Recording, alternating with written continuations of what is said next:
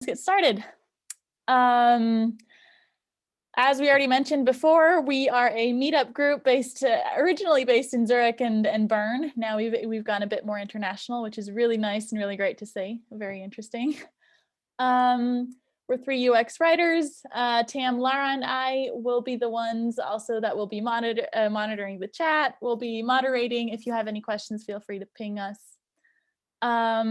Quick note, we thank you to all our supporters and sponsors. If you would like to sponsor us with a coffee, we do have a Ko-Fi page. Our coffees are $3, so love to hear from you. And if you have anything to talk about regarding UX writing or content design, feel free to reach out. We also have a speaker form, and we're also very happy to help you with a talk. Exactly. All right, one more thing before we get started. We will have a Q&A session at the end. This is usually the most interesting part. So if you have any questions, please feel free to just write them, post them in the chat. The Zoom chat, you'll find it at the very bottom of the Zoom window you've got open. And Lara, Tam, and I will be collecting all these questions and we'll be shooting them at you, Scott, at the very end. All right. So today's talk is about how writing is a lot more than just writing, right? And about training writers, or in Scott's words, about how to teach people how to get the writing done. And I think Scott's got a lot of experience in this field, so he's summed it all up for us in 12 key tips on how to train writers, onboard writers, and create a smart content team. Scott Kubie, I don't think he needs a large intro or introduction. He calls himself a designer who writes, author of Writing for Designers from a book apart, experienced speaker, and I think I can just let you go, Scott, because I'm sure you'll introduce yourself a little bit more in detail. So thank you so much for being here, and thank you all for listening. The stage is yours. Awesome. Thank you, Fiona. Lara, Tam, thanks for being here, having me. Very excited to be sharing today from my home in Tucson, Arizona, which is in the southwest of the United States. Again, my name is Scott Kubie. I use he, him pronouns, and really excited to be sharing with you all today. I work for a big software as a service email marketing company right now. Before that, I was a content strategy consultant, I suppose you could say, and practitioner at Brain Traffic, just content strategy agency. So I was there for about 5 years and did a lot of workshops and talks and trainings for all kinds of different teams about writing, content design, UX writing. We can get into that a little bit later, all those distinctions.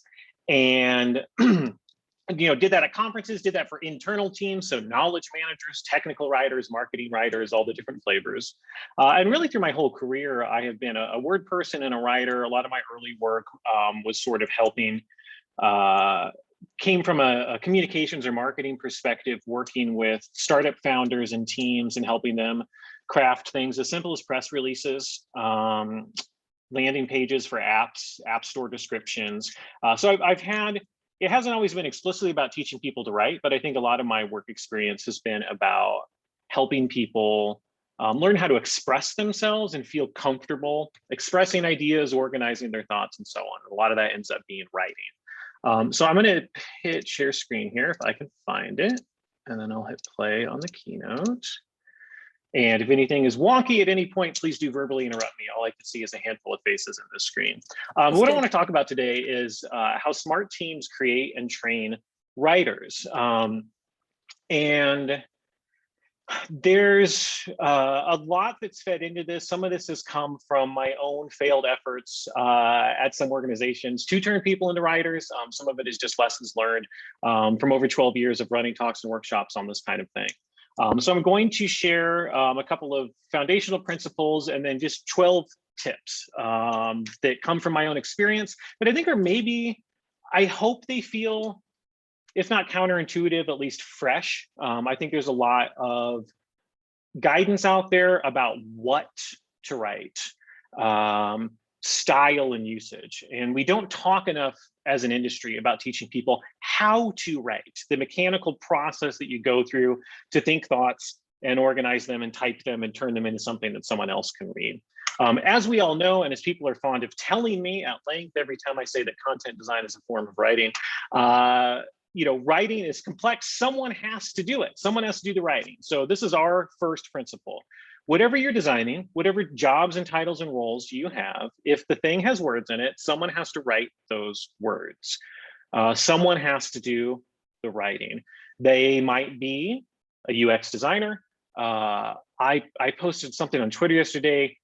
I found this image of a UX team and this design ops training, and there's like no content people on the team. So I was asking people like, well, who does the writing in this case? And someone suggested the UX researcher. Oh my gosh, they could be. The UX researcher could be the writer. The product owner could be the writer. The CEO. I've worked places where a lot of the times, however big the company was, the CEO was the writer. So someone has to do the writing, whatever jobs and roles we have. And as we all know, there's a lot more to writing than just writing. There's a lot of thinking and planning that goes into it.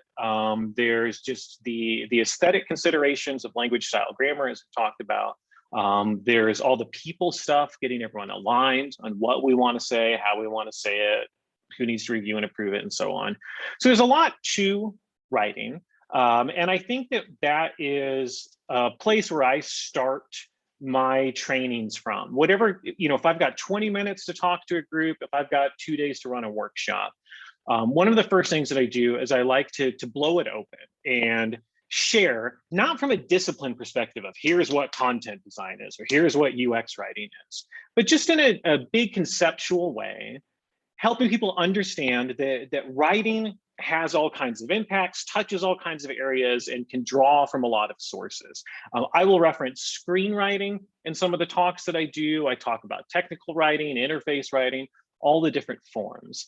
And having that kind of openness, letting people know, like, okay, you may have this concept of writing from school that is get assignment, wait 1 month, night before, open Word, put on pot of coffee, type 10 pages, cry, turn it in.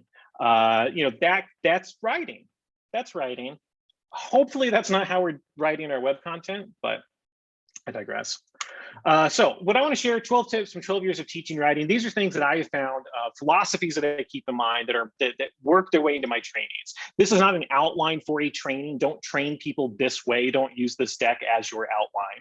These are just lessons that I've learned that are like little nuggets, little things to think about for your own trainings and workshops and so on. Tip number 1, writing is scary. Writing has an emotional component. When I think some of this comes from school.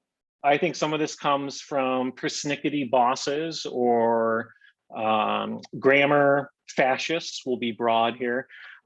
Folks who have made people feel bad in the past about what they've written or how they've written it. That gets into our heads a little bit. Writing has a reputation as being this very creative process. We interview writers and filmmakers, authors and filmmakers, and so on about their creative process. And Terry Gross does this long interview about what cabin they were staying at, and which hat they wore and which notebook they used to do the writing.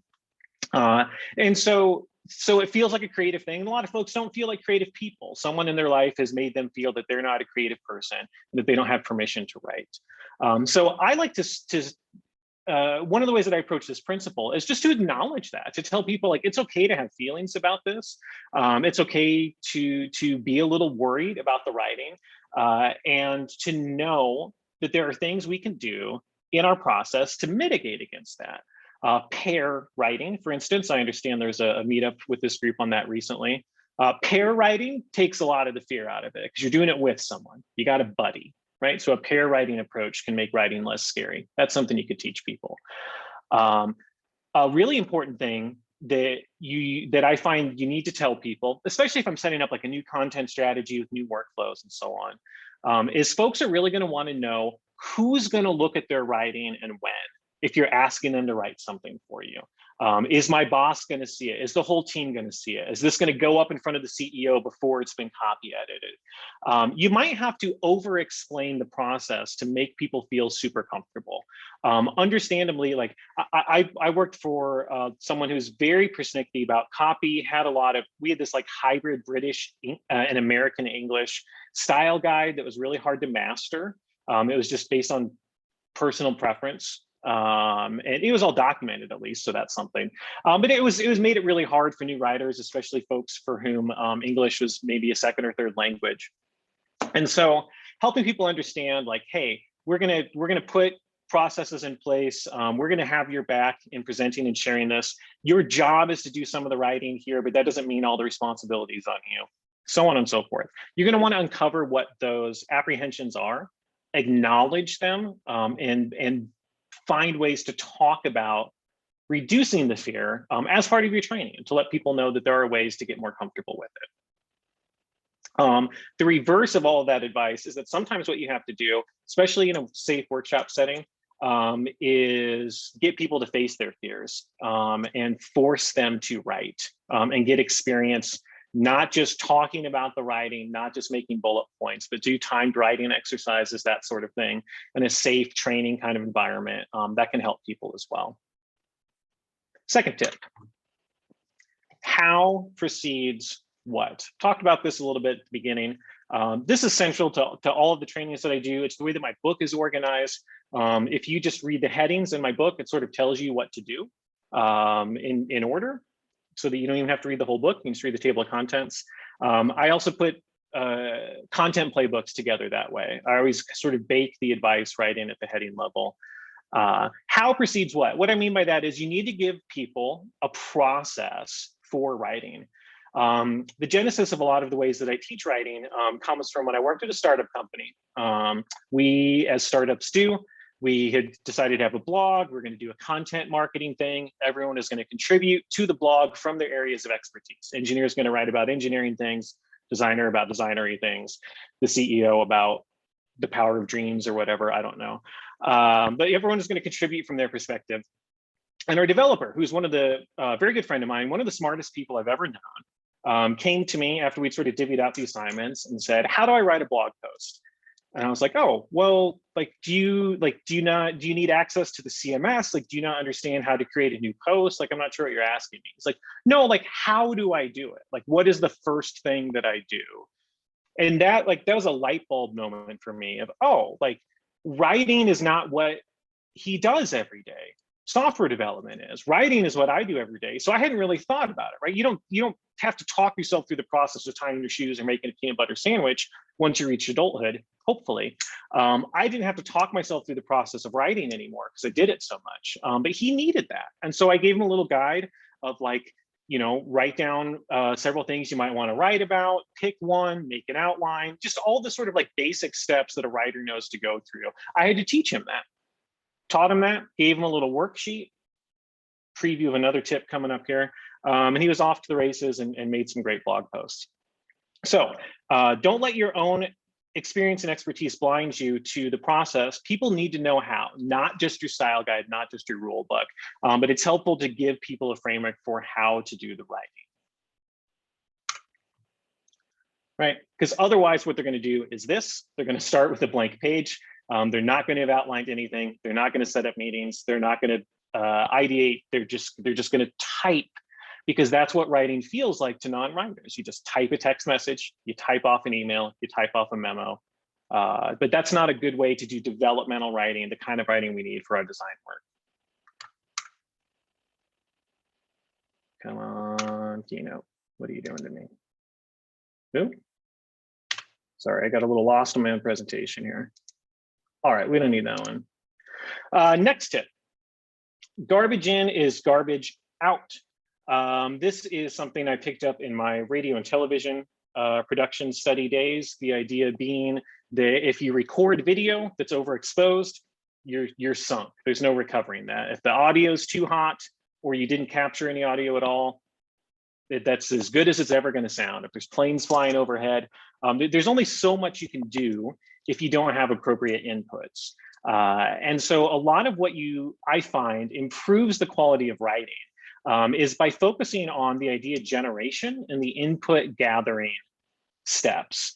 So giving people ideas, tips, tools to help them explore their topic, explore their problem space, maybe to refine user stories or job stories so that the content itself is focused more specifically on a real user need.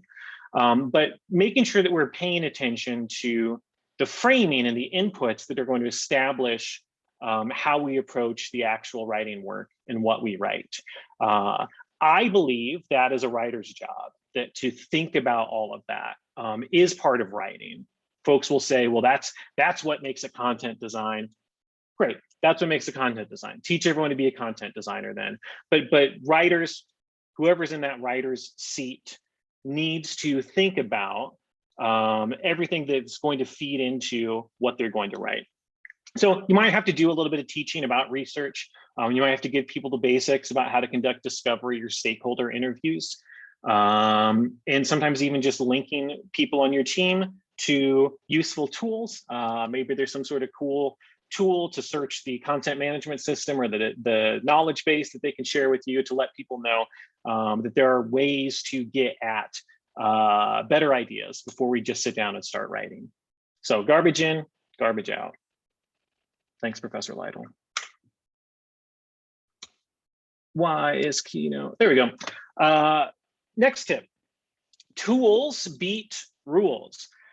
The way I've tried to teach writing before when I was in-house, that doesn't go over super well. And what I find a lot of organizations do is what they think training writers should be is create voice and tone guidelines, create house style guidelines, bring everyone into a room and shove those guidelines down everyone's throat, make them look at everything, read everything, and like absorb and stew in the guidelines. That is not why you made those. The AP style guide is a reference. It is not a guide for how to do the writing or how to get it done. Strunk and White does not tell you how to get the writing done. The guidelines that you have in place are important. The rules that you have in place are important, character counts, whatever it is that's specific to your context. What you should think about though is how do you turn those guidelines into useful tools? So do people have access to them? Do they know when to look at those rules in their process? Do they know how to facilitate a critique or review of the writing based on those rules? As a for instance, one of my favorite content strategy deliverables is a content quality checklist. My experience, marketing writers, especially product marketing folks, they are checklist obsessed. If you give people your style guidelines in the form of a checklist, you have now given them a tool that they can use to review and improve their own writing, as opposed to a big book of stuff that you use to scold them with. Remember, writing is scary. So we don't want to be injuring people with their style guidelines. They are not a weapon. Create tools that help people do their thinking. Meeting agendas can be a tool, right? So a set editorial or content review agenda so that someone can pop a meeting off like that. A copy doc in old school agency terms, right? So like a collection of really good writing that people can reference. That is a tool. There's lots of things that you can do to make your guidelines and the way and your voice an actionable thing that people can explore and apply to their work versus just something that is about enforcement. So I tend to prefer tools to rules. I like to give people tools if we can, or even teach them how to make their own. Next tip, jargon is jargon. The word jargon is jargon. That's a bit of writerly jargon. We have these writing trainings and we tell people, don't use jargon. Okay, next rule, don't do this. And you've got 50 odd business people in the room going, yeah, okay, but I don't use jargon, so that's fine. This isn't jargon. This is just specific to our industry. content design, content strategy, messaging pillars, messaging framework, strategic pillars, content design, UX writing, information architecture, content models, content modeling. This is just soup to people that are not immersed in this work every day. In your trainings, try to use simple language, try to follow and apply the lessons of user-centered writing that you all already know, and use that in your trainings. Explain terms, provide glossaries, help people navigate this often complex world of writing for digital products. Next tip, even Einstein had to learn to tie his shoes. Or maybe he used Velcro, I don't really know. But let's assume he had to learn how to tie his shoes. Expert audiences are tough. If you are working with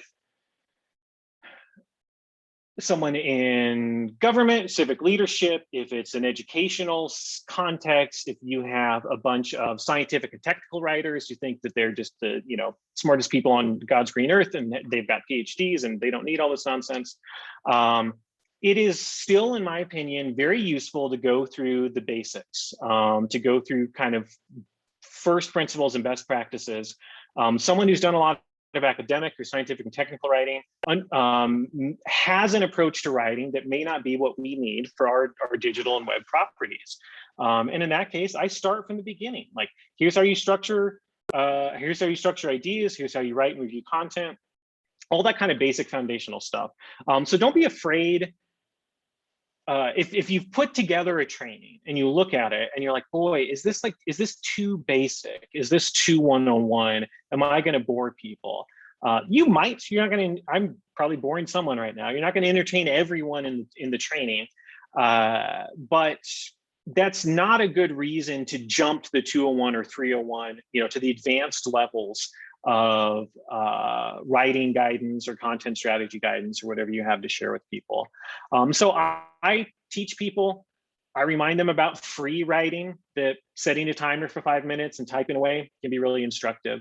I remind people about topic sentences and outlines. I teach some of this basic foundational stuff. It can be really useful.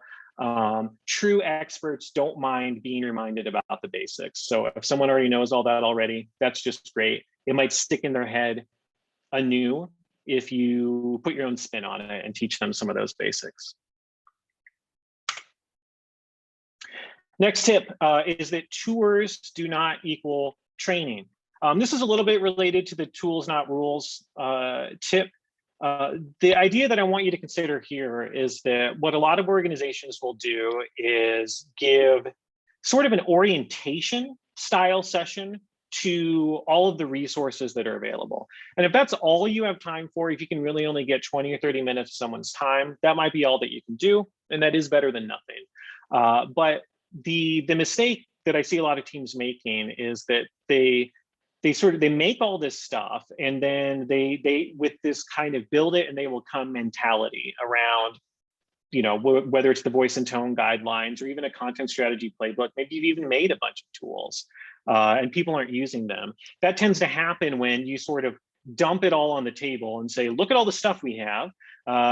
Here's where to ping us if for office hours, if you have any questions, and good luck with it. I'm like, we worked super hard on this. Obviously, it's going to be useful. If you don't use it, that's your problem. We're over here in content strategy land. Have a nice day. I think that it is worthy of your time, worth your time, to schedule a specific training. If you have tools, processes, guidelines, stress test them, try them out, get people into a room and have them use those tools. I did this to great effect on one project where the production team, basically, they sort of had a creative services model. So there's like an in-house agency that ended up making a lot of the digital content for different business lines. And their grand frustration was that people were just putting really silly, not useful business-centered stuff in the messaging field in their intake form, right? So they're asking, like, what's the key message for this product? And the business lines were not providing what you and I might think of as rhetorical messages, marketing messages that we might have about our products. And so they were so frustrated because it's like, well, don't you all know like that you're going to have to fill out this form? But all the creative services team had done was like show people the form and get frustrated that they weren't filling it out right. So what we ended up developing was a workshop and a tool for these teams to have a little session about articulating the messages for their products. And I did that with them. We had people in the room trying it out, and I was able to optimize that tool over time, which had two effects. The tool got better, and that team was already trained up on how to use it from developing it with them, and they started to socialize it across the organization. So, you know, it may not feel like you have time for training, but if you're making tools, you know, run a UX process on it, get feedback, stress test it, do user testing with your internal stakeholders.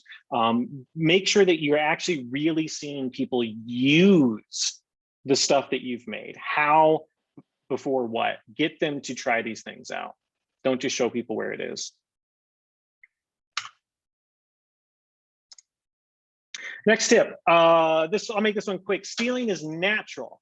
A reframe that you are going to need to offer to writers in your organization is that because of school, they are afraid to copy things often, not everyone. But a lot of people are going to feel like, oh, if I'm writing, I have to start from complete scratch. We have to redo this. We have to write something brand new because that's what writing is.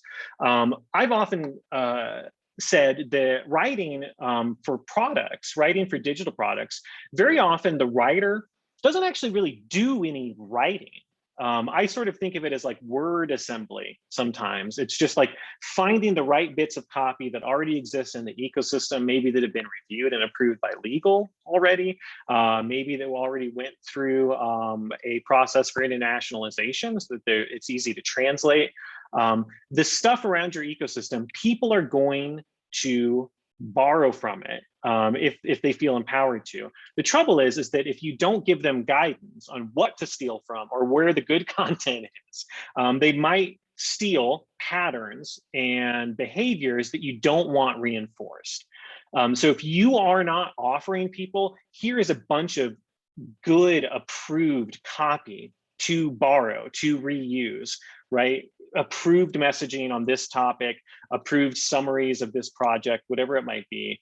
They're going to steal from wherever because they aren't confident about the writing process, and that I do that all the time. I almost like my UX writing events newsletter. Like I duplicate it every time because I want the whole form there, and then I go in and edit it. That's a very natural way for people to work on content. So there's sort of two sides to this tip. Some folks need to let them know it is okay to borrow and adapt things because they might be fearful of doing it. But you also need to make sure that people are borrowing and adapting things from the right places so that we're not exacerbating mistakes of the past. This is a reason to have content strategy and content management. If there's a bunch of old, bad, outdated, off voice, off brand content in your ecosystem, someone is going to use that as inspiration to make that same mistake again. So remember that stealing is natural.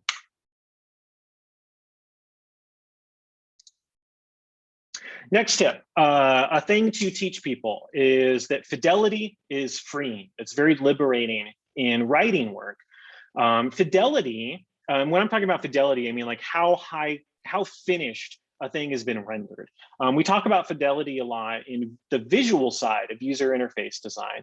So we have a sketching workshop where we sketch lots of things. And then maybe we go to sort of like box and arrow digital wireframes. Then the digital wireframes turn into mockups, and the mockups turn into interactive prototypes.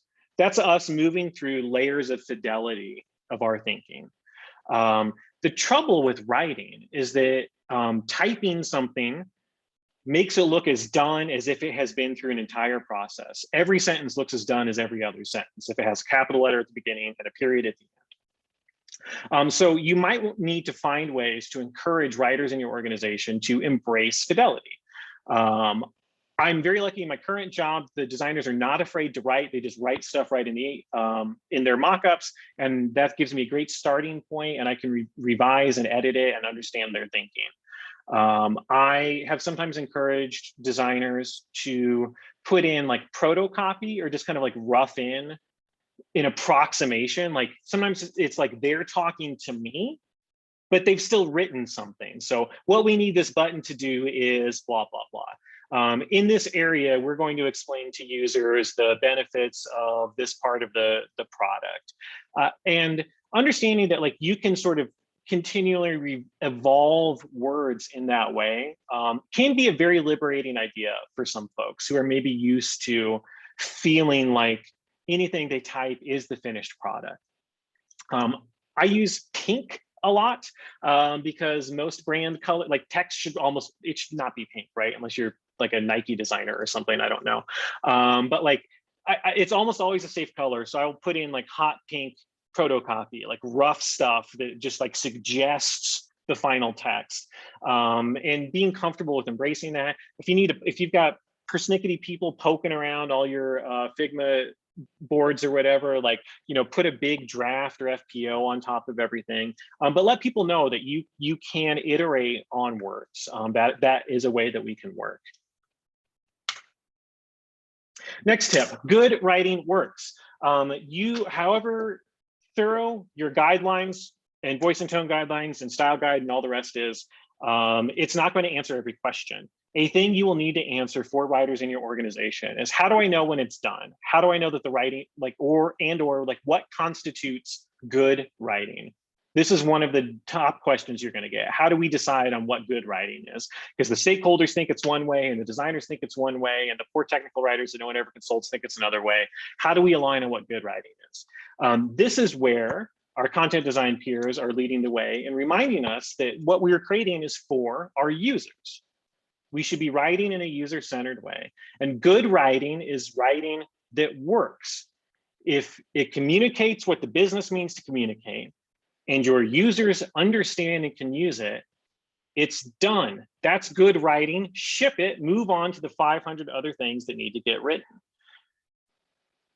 Lots of people it's very easy to become a perfectionist about words and writing. And I think that content professionals are sometimes doing our organizations a disservice by communicating the impression that all writing, all words need to be perfect everywhere. I think that should be a little goal you hold in your heart to make all the words perfect everywhere. And you should never, ever, ever, ever share that goal with anyone else, because you're going to scare them out of doing the writing work. Let them know that writing that works, that's good enough, is good writing. There are never enough people to do all the writing in a large enough organization. I promise you. I've done consulting sessions where extremely well-paid Birkin bag carrying VPs of marketing are kind of eating a sandwich without their hands because they're having to do writing during the work break during our workshop because there aren't enough writers. Like, have high standards, but don't assume that you need everyone to meet those standards 100% of the time. You're gonna have a really hard time finding enough writers. So good writing works. Coming up in the end here, tip, critiques are critical. You need to have some form of critique in your process. You need to teach people how to talk about writing, what's good, what's bad, how to review and edit things that they've written. This is not a skill that a lot of people have naturally. If they haven't been part of writing workshops or done NaNoWriMo or all the little writerly things that we all love to do, they may not have any comfort level at all with talking about editing, reviewing, or critiquing writing. What they think critiques are is a teacher with a red pen telling you all the things you did wrong. I think the best critiques are collaborative. The writer should feel as empowered to critique what's there as anyone else, and modeling that kind of behavior and getting critiques to be a natural part of your process is really important and something to teach at the beginning, at the training level. Let them know what we're going to do with the content at the end, because once people have that critique mindset, that's an efficiency. They start to hear common critique questions as they're writing. That little editor gets in their head, and it starts to create efficiencies that way.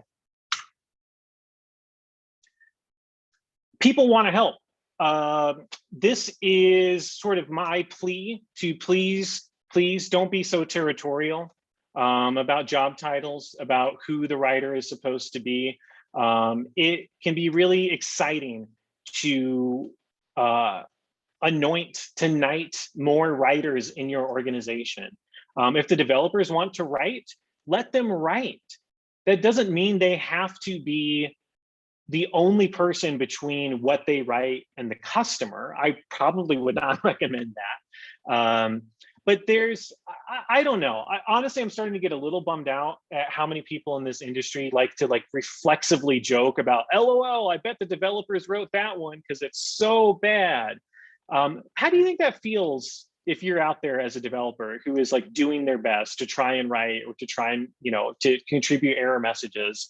I would personally much rather have any developer or designer's best attempt at some writing versus lorem ipsum, personally. So remember that people want to help. You might want to invite more folks to your writing trainings than just people with writing in their job title or job description. So those are my tips. All 12 of them, I'll leave them on the screen here for a little bit. Happy to talk about any of these. Happy to talk about process, titles, anything that is exciting to people or that you disagree with. I always love to hear that too. Those are my tips for training people on writing. Try a few of them out with your next workshop. I'd love to hear how it goes. I'm easy to find online and looking forward to your questions. Thanks, everybody. Cool, thank you so much. Oh, and that's my book. So I'll leave that up for a bit.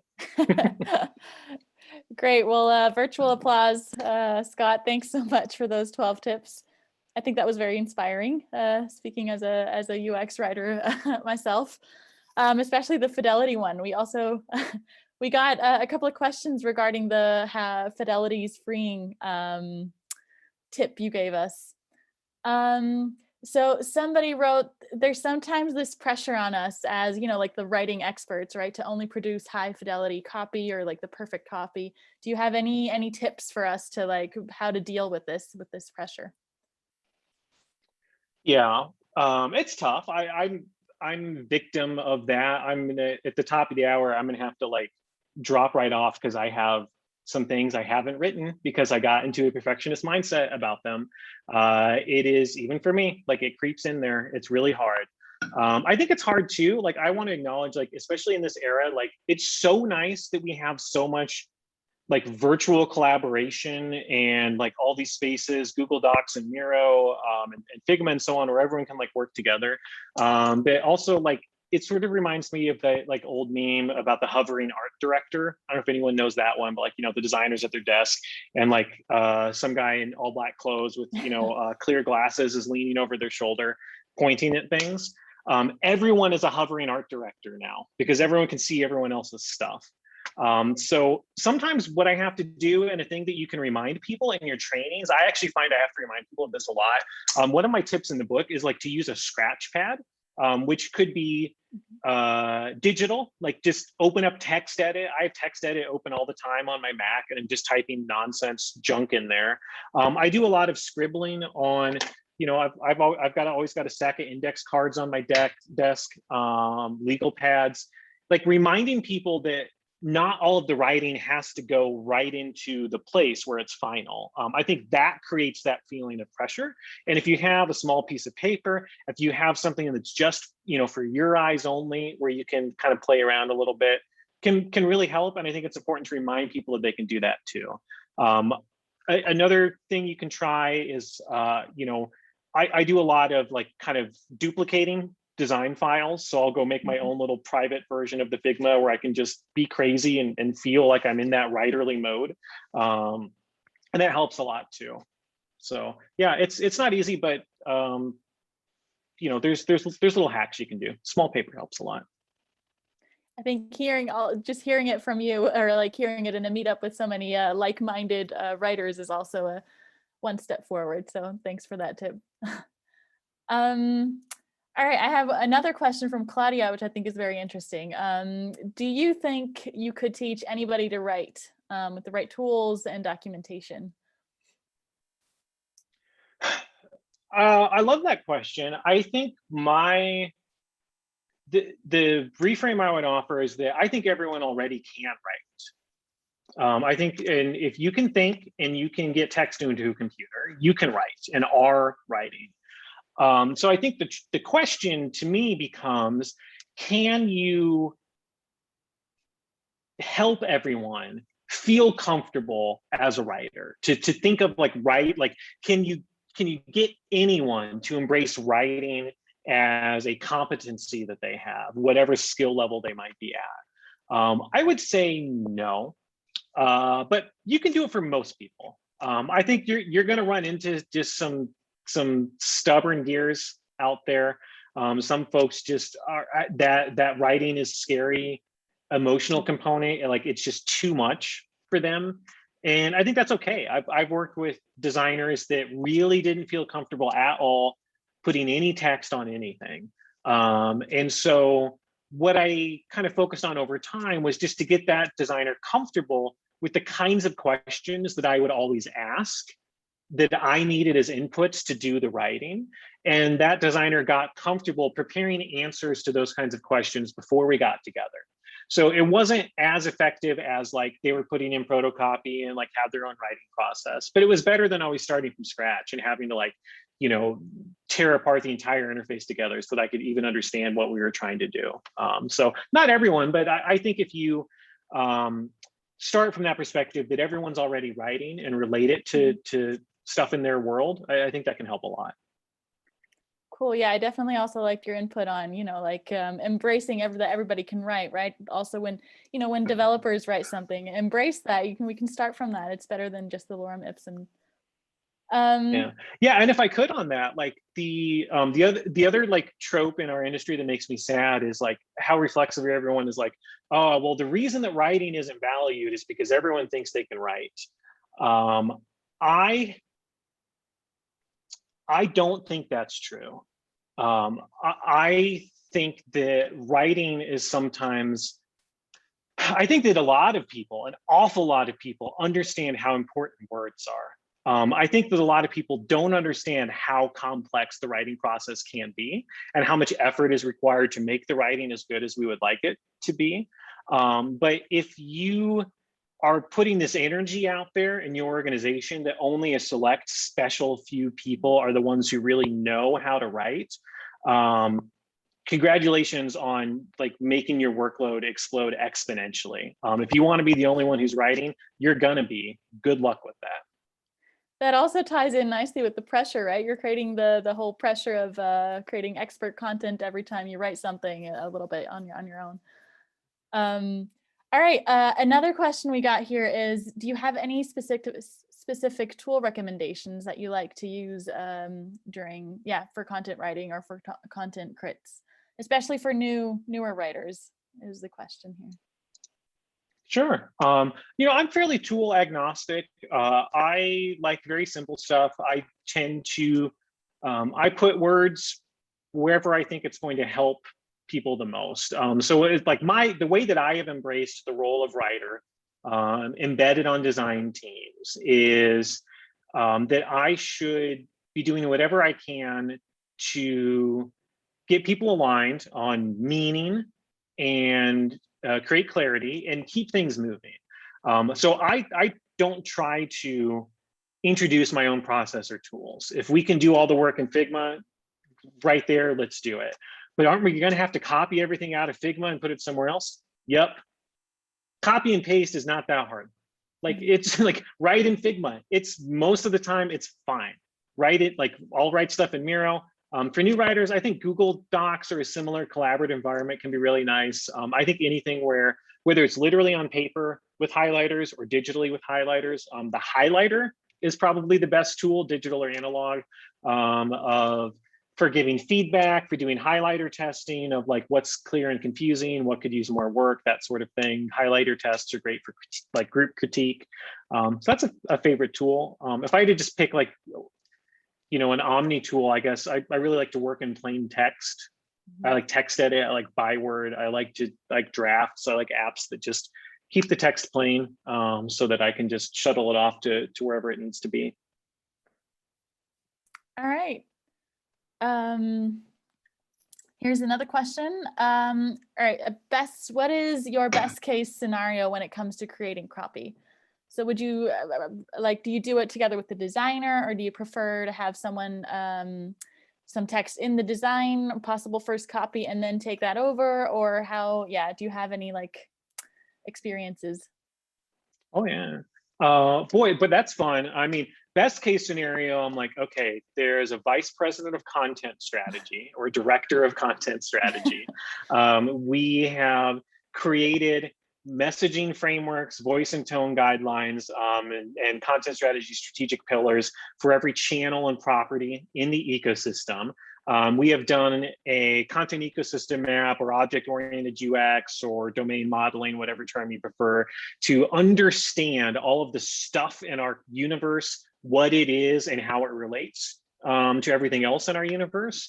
And then based on all of that, content, the actual writers who could be, I don't care who the writer is. It's if it's me as a content strategist or content designer, if it's a UX writer embedded, if it's the UX designer who's comfortable with writing.